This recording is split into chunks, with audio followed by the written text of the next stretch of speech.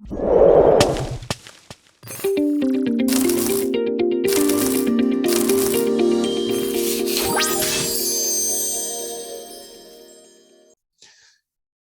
number 45. In the figure below, which arrow represents the petals? That's very easy. 1, 2, 3, or 4.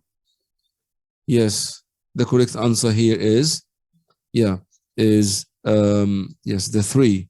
Let's label it. We can even use another model flower. 1, of course, here is the sepal. 2 is the style. 3 is the petals. 4 is the anther. I'm sorry, here is the filament, sorry. So the flower, which is considered a model perfect flower, or the complete perfect flower, has the receptacle in which all of the plant whorls are being raised from. Then you have the sepals that together makes the calyx that protect the flower before it blooms. Then we have the corolla that is made up of petals that are large, brightly colored, in some cases may be scented, and they also may have nectaries for production of the nectar, and they have guidelines to guide the pollinators down to the nectaries. And they have the male part, which is known as the stamen. Stamen have a pollen-producing part known as anther, and has a holder, which is the filament.